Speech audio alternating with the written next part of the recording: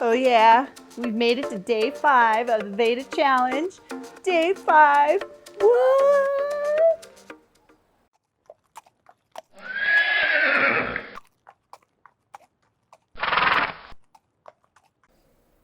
Hello my equestrian friends, it's me Lisa, the Budget Equestrian. Welcome back to today's video. And yes, like I said in the beginning, we are at day number 5 of the VEDA challenge. I don't know about you, but I am super excited that I've actually been able to upload a video every single day. And this is day 5, but technically this is the 6th video that I've uploaded in a row.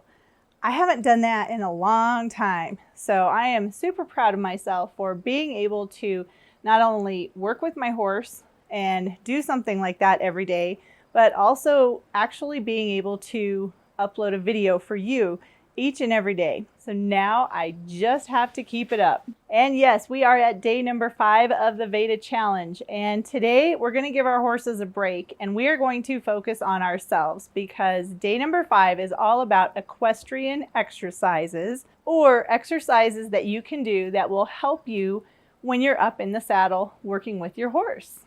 Now, I really feel it's important that I put a disclaimer out there. If any of these exercises are too tough for you to do, then don't do them. If it hurts, if anything causes pain, don't do it. Before you start any exercise program, you should really discuss that with your physician.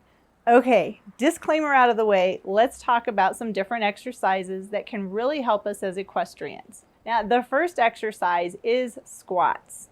Do you do squats? Have you ever done a squat? For me personally, when I do a squat, it feels kind of the same as I'm sitting in the saddle, especially if I'm going to go into a half seat or anything. I can really feel that in my thighs. So I really like to incorporate squats as one of the exercises that I do, which really helps to increase my leg strength. Now, to perform a squat, you start by bending your knees and then you drop your rear end towards the floor.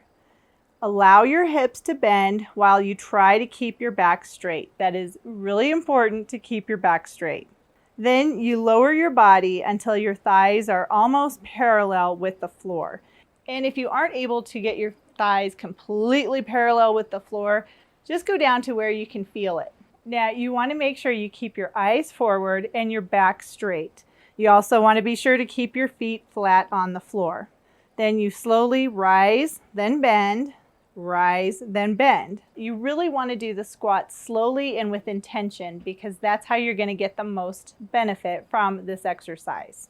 Okay, that's exercise number 1. Let's move on to exercise number 2, which is the plank.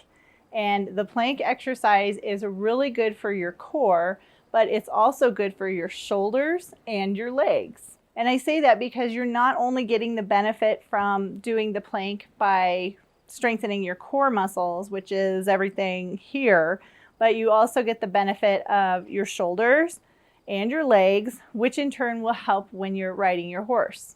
But if a plank is done incorrectly, then there is a risk that you could cause a back injury. So make sure you're doing everything you can to do a plank correctly. And according to the professionals, a forearm plank creates the most tension in your muscles. And this is what we want to do if we want to gain strength. Now, to do a plank, first you put your elbows on the ground directly underneath your shoulders with your feet hip width apart. Make sure that your back is flat and that your head and neck are in a neutral position. Then you want to drive your elbows into the floor and squeeze your muscles. This is your quads, your glutes, and your core muscles while you hold the plank. Now, it's really important to remember to breathe too. So inhale through your nose and exhale through your mouth. Don't hold your breath while you're doing this exercise. And you really don't have to stay in a plank position for very long periods of time. Research has shown that to get the most benefit from doing a plank exercise, you only need to do it for 20 seconds. That's not too horrible, right? Okay, so far we have squats for our leg muscles, and we have planks for our core, our shoulders, and our legs. So the next exercise that I really like to add in is to help balance, because honestly, my balance is not the best, But I do find that by doing this exercise, it really does help my balance, not only when I'm riding, but also just in general. And it's pretty easy to do. Now this is a single leg lift, and this is for better balance. So you start by standing next to a chair that has a back. And then you just raise one foot off of the floor so that your leg is coming out in front of you. And if you need to hold the chair back for balance, that's okay. That's what it's there for. Now the goal is to eventually be able to lift your leg in front of you and hold it for 10 seconds without losing your balance or holding on to the back of the chair. And you want to alternate the legs, so do one side for a count of 10 and then do the other leg for a count of 10.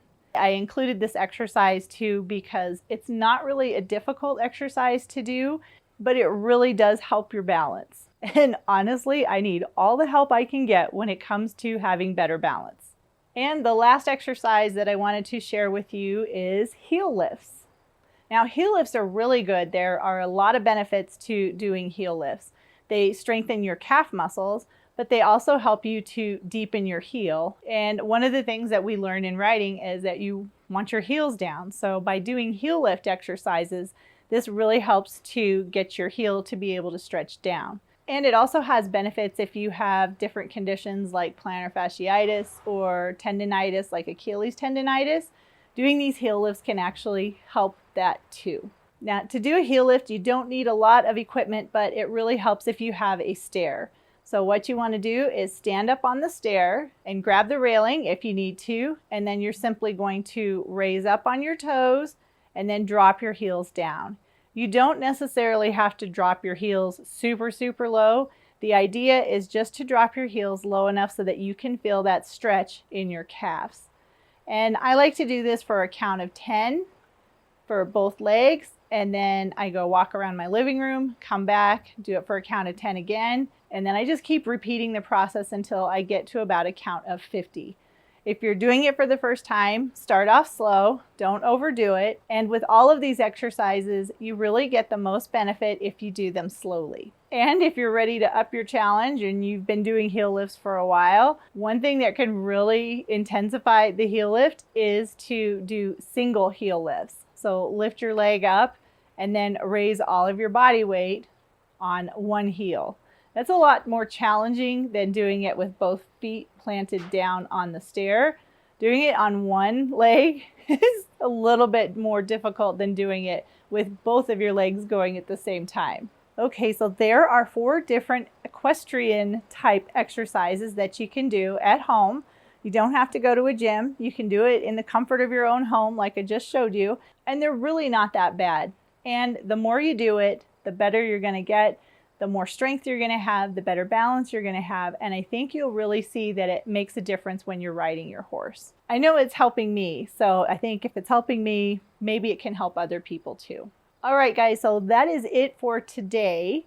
And tomorrow, I think I have an unboxing video that I'm going to do. I was going to show you guys tacking up faster, but I think I'm going to put that video to Friday because I've got a package that's coming in the mail tomorrow that I'm really excited about, and I really want to share it with you guys. So today is all about exercise. Tomorrow is going to be an unboxing. But if you're needing something to do that you can do with your horse today, go back to one of the earlier videos, maybe work on putting fly spray on your horse if your horse doesn't like being sprayed with a squirt bottle, or work on grooming your horse, work on getting your horse standing still, or like what I did with Pleasant yesterday and learning how to stand tied nice and quiet. Those are a couple of things that you can do with your horse since tomorrow is going to be an unboxing video. But I'm really excited to share with you what I'm getting in the mail tomorrow. I hope it comes. If it doesn't come, I'm going to be totally bummed out because then I'm not going to have a video. I'll figure it out. Thank you so much for taking time out of your day to watch this video. Be sure to subscribe to my channel so you can watch all my other DIY projects, product reviews, and horse-related videos showing you how to make the most of the time that you have with your horse. Again, thanks so much for watching, and I'll see you in the next video.